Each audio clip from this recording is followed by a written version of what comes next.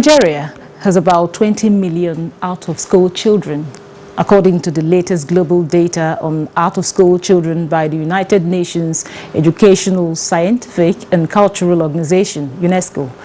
UNESCO says a new and improved methodology was used to arrive at the latest figures that there are 244 million children and youth between the ages of 6 and 18 worldwide are still out of school, according to the statistics. India, Nigeria, and Pakistan have the highest figures for out-of-school children globally. The figures in Nigeria have oscillated between 10.5 million and around 15 million for more than a decade, with the situation growing worse due to the degenerating security situation in the country. Education is a human right, a public good, and a public responsibility. The United Nations General Assembly proclaimed 24 January as International Day of Education in celebration of the role of education for peace and development. Without inclusive and equitable quality education and lifelong opportunities for all, countries will not succeed in achieving gender equality and breaking the cycle of poverty that is leaving millions of children, youth and adults behind.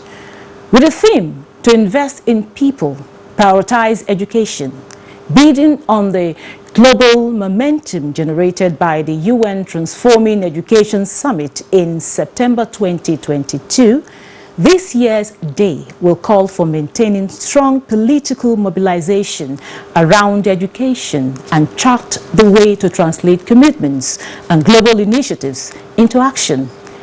Education must be prioritized to accelerate progress.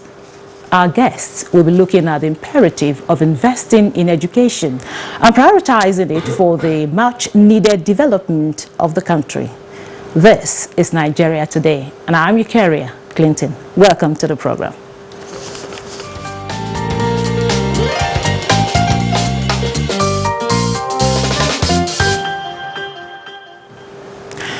Joining me in the studio is Abdullahi Saleh, focal person, Civil Society Action Coalition on Education for All. Welcome to the program. Thank you very much. And also joining me in the studio is Olushola Bankole. She's a director, the Banki Private School, Abuja, and also the former chairman, National Association of Proprietors of Private Schools, NAPS, FCT. You're welcome to the program. It's a pleasure to be here. I'll start with you, Abdullahi. How significant is this day to Nigeria? This day is very significant in Nigeria, largely because it seems we need to be reminded of the importance of education. Without this, I think it looks like our leaders have forgotten education. So this is a wake-up call. This is a very important day because for many of those that are responsible for the education sector, this is a wake-up call. So it's good that we celebrate it. It's good that we mark it. It's good that we also join the global community because the issues are almost the same. If you look at the theme, it speaks to what is happening in Nigeria, where people are not prioritized. Therefore, you realize that education takes the backbench when it comes to issues of budgeting or whatever that concerns education. That is why ASU could be on strike for almost a whole year. That's why schools, even Abuja right now, are on strike. So this is a wake-up call. This is significant, and we appreciate the fact that some Nigerians have taken it seriously. Thank you. Olushola, you know, International Day of Education with the theme to invest in people, prioritize education. Give us more insight into this the theme. All right, as a practitioner, someone who is in the classroom, you know, running day-to-day activities in the education sector, we see quite a lot. I want to agree with the last speaker who mentioned that it seems that sometimes we forget education and we forget the importance of education. So a day like this is a wake-up call, is a reminder again. But, you know, thankfully, you know, I learned that the vote for education this year in the national budget is one of the best in a lot of years in the past, but all the same, it's still quite low. You know, when you were introducing, you talked about education being the bedrock of the society. You know, there's the popular saying that no nation can develop beyond the quality of its education system. I'm always emphasizing quality, because right now what we are seeing is even for those that are in school, the children that are in school, there is a wide learning gap. There is learning crisis. We are beginning to see students, if you go out there, ask, you know, interview students, we're beginning to see students who have the apathy for education, for learning. And so if they are not learning well, nation is not developing, because these are the manpower that will, whatever structure we have, that we put it to use, that will organize and put it to use. So it is important that we keep reminding ourselves of days like this, but it's not enough to be reminded. It's very critical that we take steps, even when they are baby steps. Let's take definite steps with that decision that we know education can help to solve a lot of the problem of Nigeria: insecurity, corruption, so many of those problems we are battling with. When we have quality education being offered, the children, the young people, you know, even the adults who are in school will see that, you know, the mindset of those who are learned, who get quality education, will be such that they want to improve the society, they want to improve their lives and the society, rather than wanting to go into vices and all the problems that we are facing now. Okay. Now, Abdullahi, she mentioned the allocation to the education sector, which of course is the second largest allocation in the budget, by the way, you know, with the 8.2% of the federal budget. You know, she's still saying it's still, yeah. But what do you think that investment in education should look like?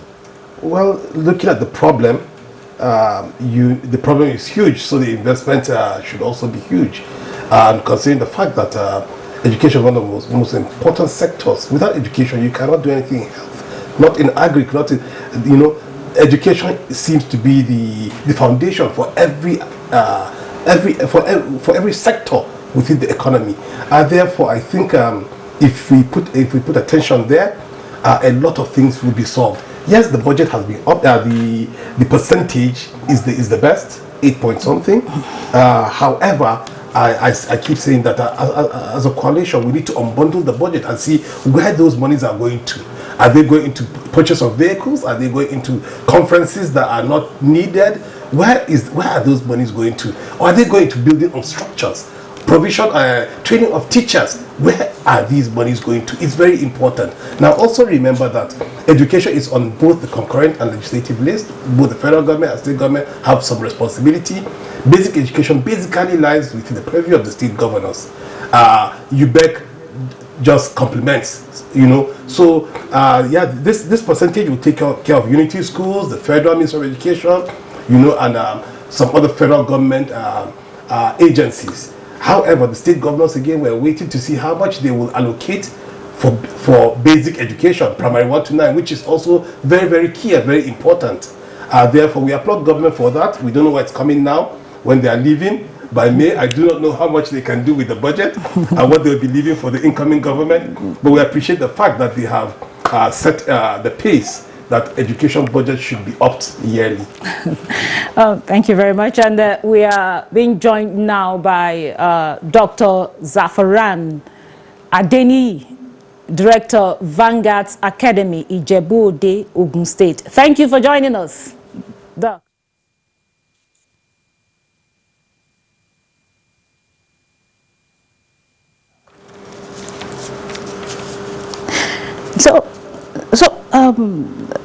Lushola, how well has Nigeria done in prioritizing education? Not so well. But But you're making an effort. Which is very important. Yes. I mean, which is commendable. Making that effort. But you see, the issue remains also that, okay, when we make those efforts, what's the output? What's the outcome? Like I just mentioned, even the children that are in school, the quality of learning they are getting may not be so good. Anyway, there's a global learning crisis, global, not just in Nigeria, you know, more so, which is caused by social vices. You know, there is a way the minds of people think now. There are some weirdness, queer, whatever, that, you know, people are not, those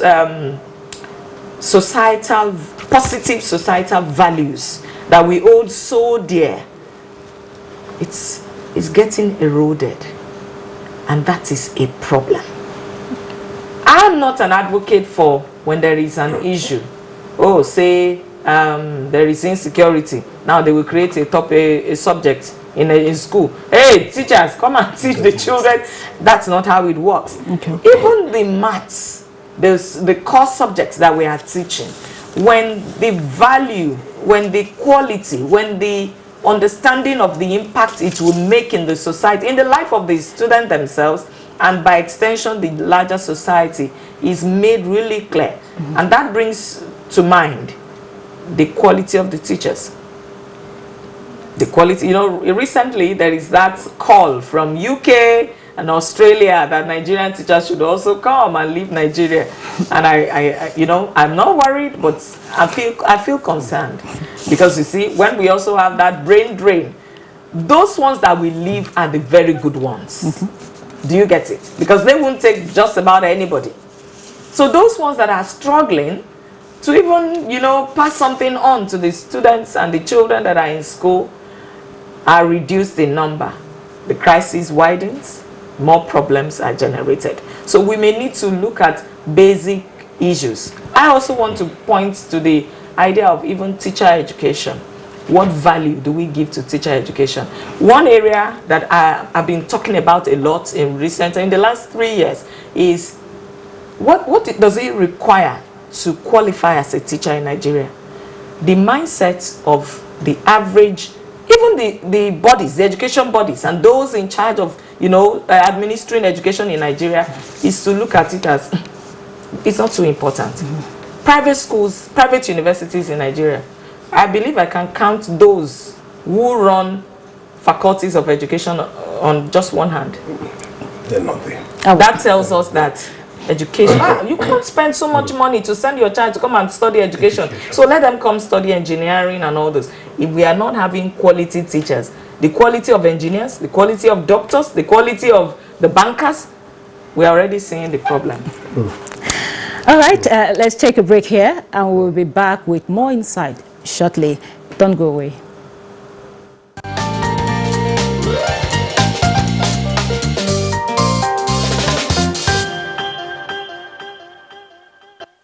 It makes us gain a better and brighter future.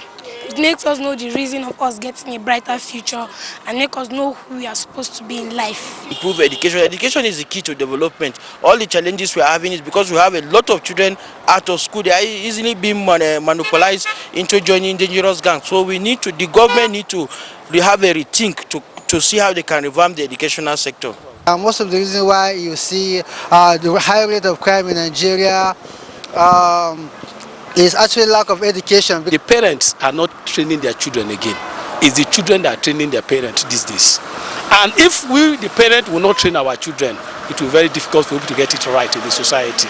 During our time, we fear our teacher, we fear our parents. Now, with the advent of technology, children now see it as a means of making quick money, like the Yahoo things and all that came into play. So children want to make quick money instead of taking their time to study hard. Currently now, one of the federal universities of Nigeria, actually University of Nigeria, doubled their school fees by 100%. I'm sure some people will drop out.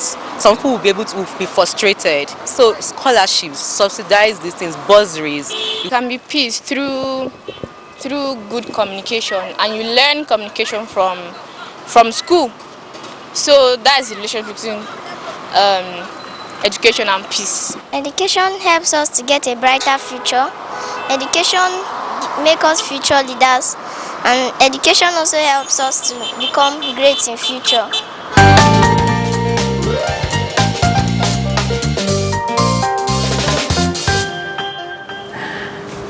Welcome back. This is Nigeria Today, and we are discussing investing in education. And my guests are still very much with me. And you had the reaction of people there. How would you react to, and an issue was brought up there, the role of parents, in educating the children. So what's your reaction to that? Yeah, quite worrisome, some of the things we heard. And it's true. Parents have a very big role in educating their children.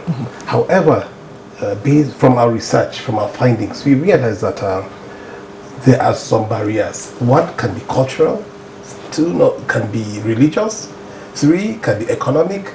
We have quite a number of barriers. But the first two, cultural and religious, is a bit difficult to work around.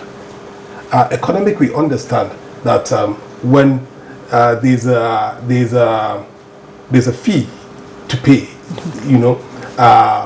people will now prioritize between especially when the resources are not there, between the different classes of spending they have. Therefore, what they're saying is true, and that is why the theme for this year is hammering on government, upping their game in terms of funding education. Now, we kept talking of commercializing education.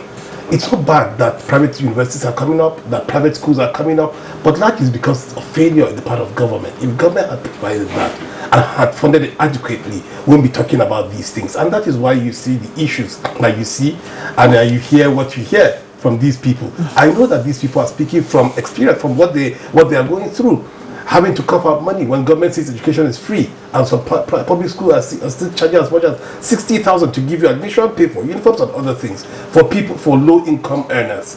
This is a very serious matter, and therefore I think government needs to look at this theme and do the needful. Yes, Olusola, according to the statement of UNICEF Nigeria representative on today, the International Day of Education, Christian Munduate, he said, in Nigeria, 75% of children aged 7 to 14 years cannot read a simple sentence or solve a basic math problem. That brings us to the question of the quality of education. Now, what can be done for us to promote a quality education in the education sector in Nigeria? All right. There are some of these things. Nigeria is a beautiful nation. We have documentation of solutions to a lot of our problems. We just need the willpower to get to do it. One, private schools have come up to support government to get things done. Sometimes these private schools get frustrated. You are trying to make ends meet, you want to do what you need to do. There is multiple taxation we are dealing with. This agency of government will come, another one will come, another one will come, asking for the same tax. And you'll be like, oh my God. All right, so many schools are closing down for that purpose. Now, I told you about learning crisis. I was a part of the report of an organization, is an African organization, RISE, that came up with how massive, how terrible the case of learning crisis is in Nigeria. And that's one of what the representative mentioned. We are having even graduates. You are talking about children ages 4 to what? We are starting from the graduates, coppers in the camp. Ask them to write simple letter about myself or simple things, and you are seeing them fumbling and all that. It starts from the foundation. This is foundation. Yes, that's why I said it is because we are not paying attention to the basics, including how people who became teachers become teachers. What's the quality? In JAMB, if you score 25%, you become teacher. For you to become a doctor, you must have like 70%. what are we saying? On the long run, these teachers are the ones that we eventually begin to teach, the doctors and, you know, and all of that as lecturers and all that. And we are complaining. So we need to look at the quality. It's not enough for someone to, we are a certificate conscious nation. We are not certificate conscious. We need to actually, you know, rethink that. We need to look at people with the skill to teach, those who have the passion. When you go to generally government education administration circles, they are looking, when they even come to visit our schools, they're asking, you have this certificate, did you study education? And I tell them, the reason some people who are very good are not studying education is, you even need to go to faculties of education in some schools. See the morale of the people studying education is so dampened. There are very few of us who are proud to be teachers. We can go to high heavens to say, I'm a teacher. So many of them don't want to be identified as teachers because we look down on teachers. But the president, you know, our President Buhari did something the other time. But the truth is, he said, okay, they increased the age of retirement. 65. It's a beautiful thing, but I do not agree with that. Reason is, if somebody is continuing to, is not equipped effectively from the foundation with the quality we are seeing with the children, in simple, core subject as in math and English, and you ask the person to continue, the rot will continue. But when we can make, you know, we do, I believe our government agencies and people, and then those of us in the private sector, we even visit some other countries. We see how they do things. Some of us visit Finland. We go to Rwanda, very close to us here. And you see that they are tweaking things. They are organizing, you know, panel beating and putting their education sector as in fact it's top priority for their president. And so we are seeing it trickling down into other sectors. Yeah. So if we do that, I'm sure we'll begin to see improvements. Okay. Now, Abdullahi, this year's International Day of Education was dedicated to girls and women in Afghanistan who have been denied the right to education. Now, coming down home, how successful have we been in promoting the girl-child education? I can't say we haven't done much, because a lot of girls and women are still there, deprived of education in the terms that those basic things that they need to make education accessible for them are not there. How does a woman take care of herself during her period if toilets are not available? How do you sit in a learning environment where tables, chairs are not there, and you're wearing a skirt? There are a lot of things that government needs to do so that the girls can have access to to education.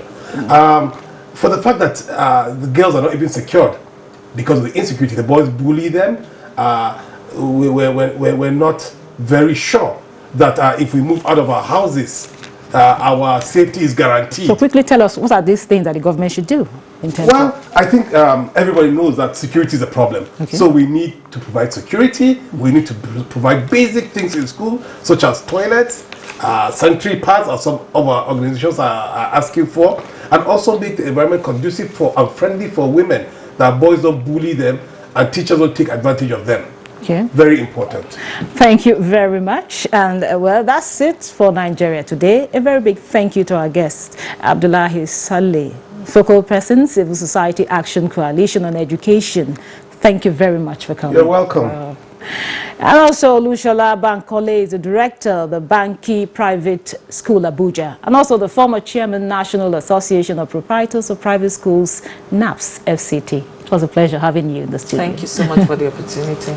And to you, our viewer, and we apologize that Mr. Adeni could not join us again, as introduced. Dr. Zafaran Adeni, Director of Vanguard's Academy, Ijebu-Ode, Ogun State. We sincerely apologize that he could not join us because of a technical hitch there.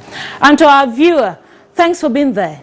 And please keep tab with the program every weekday by 7:30 p.m. on NTA News 24. You can also watch these and other episodes on www.youtube.com/NTA News 24 Hub. Once again, thank you for watching. I am Victoria Clinton. Goodbye.